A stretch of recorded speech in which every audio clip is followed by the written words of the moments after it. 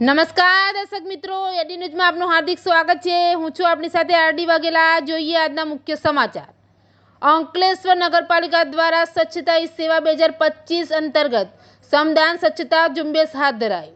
અંકલેશ્વર નગરપાલિકા દ્વારા સ્વચ્છતા હી સેવા 2025 અંતર્ગત સ્વચ્છોત્સવની ઉજવણીના ભાગરૂપે શારદા ભવન ટોલ હોલ ખાતે રાજ્યના શહેરી વિકાસ ગૃહ નિર્માણ વિભાગના નાયબ સચિવ મનીષ શાહની અધ્યક્ષતા હેઠળ શ્રમદાન સ્વચ્છતા ઝુંબેશ કાર્યક્રમ યોજાયો હતો, જેમાં નગરપાલિકાના એક સફાઈ મિત્રને ચેકનું વિતરણ કરવામાં આવ્યું હતું।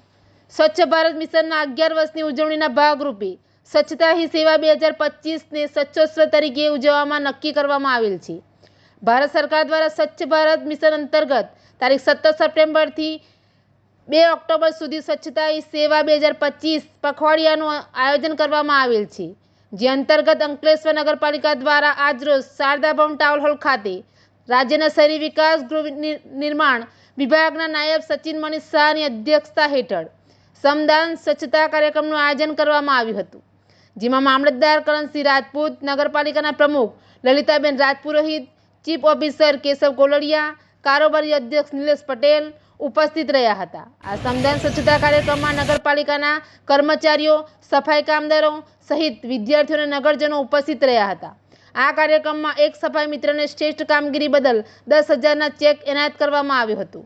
ત્યારબાદ ઉપસ્થિત મહાનુભાવોએ સફાઈ ઝુંબેશમાં ભાગ લઈ શ્રમદાન કર્યું હતું। આ સ્વચ્છોત્સવમાં નગરપાલિકાના સફાઈ કર્મચારીઓના સહિત તમામ કર્મચારીઓ અને નગરજનો જોડાયા હતા। આ કાર્યક્રમમાં નગરપાલિકાના ઉપપ્રમુખ ભાવેશ કાયસ્થ સહિત પાલિકાના સભ્યો, શહેર ભાજપ પ્રમુખ ધર્મેન્દ્ર પુષ્કરણા અને નગરજનો ઉપસ્થિત રહ્યા હતા। એડી ન્યૂઝ સાથે રિપોર્ટ જયેશ પ્રજાપતિ, અંકલેશ્વર।